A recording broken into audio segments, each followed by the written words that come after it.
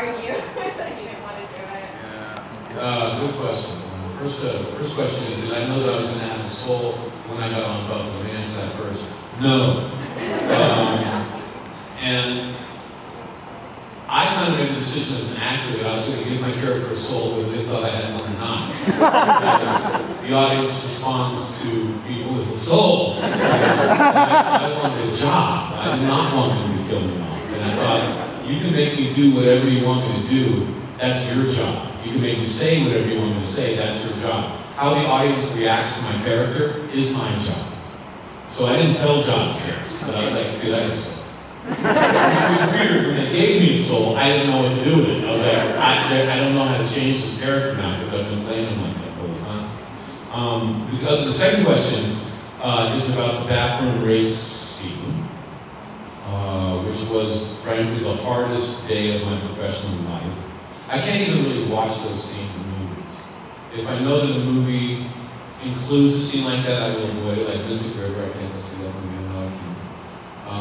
If it comes on the television unexpectedly, I have to turn the channel quickly to get out of the room because it just ruins my day. So when I got that script, I just remember going to Steve Knight, who wrote the final pass on that, and I said, brother, sometimes you don't understand what you're doing, but it's going to make us funny stuff. When we were doing the first shot, when I just walked in the room, I was so tense that I had a whiplash from my old days, and that, and it just went off, just popped, and I just kind of collapsed on the floor, shaking. And Sarah, bless her heart, she was like, "Are you okay?" But I think it was necessary. The thing is, I think the reason that Buffy is lasting is because every writer was being asked to do something very brave, which is describe your most humiliating day of your life, or the day that you hurt someone when you didn't have good reason to, and then slap fangs and blood on top of that to show the world your pain. And so it was an exercise in real bravery every time a script came out. This script was by a female writer who had done that when she was younger. She went to a boyfriend's house and thought if they just got together one more time, everything would be fixed, and kind of forced herself on it. And he had to kind of really push her away and say no. And so they wanted to explore that. Now I feel that when you switch that and have a guy do it to a woman, it becomes a different thing.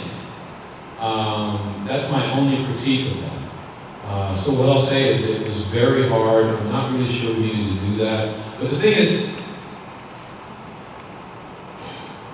Spike was the wrong boyfriend. The whole idea was that Buffy felt dead inside, and she was trying to spark her life up with the wrong boyfriend. And because the audience responded so well to my character, and they were getting so much feedback of, oh, we're so glad these two are together, keep them together, they had to really make the point that Spike was wrong for them. And I think maybe they went a little too far. Yes, ma'am. Hi, you've mentioned that as an artist, fear motivates you, like to pick roles. Are there any roles that you would not pick because you're too scared? Good question. The question is, I think that fear is a good thing as an artist because safety is boring. It's good to be out of your comfort zone. And is there anything that's too scary that I would not do? Wow. I don't like to hit kids. Anything that would hurt children, I think I wouldn't want to go there. It would be too rough of a ride for my personal life. And I don't know about the abuse of husband. That would have to depend on how good the script was, I suppose. But I don't know that I could go so far as to play a character that would really damage children. I respect guys that do. There's been some really good work done on that. But I'm just not sure if I want to go on that way.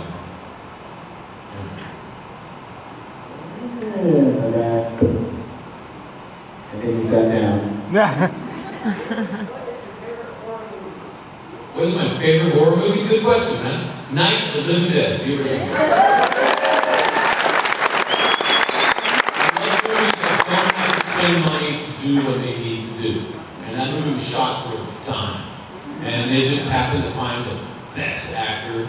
That dude, the lead dude, was so good. And Zombies and Sheep, so you can be really scared with no money. I just love that film. I think it's a perfect film.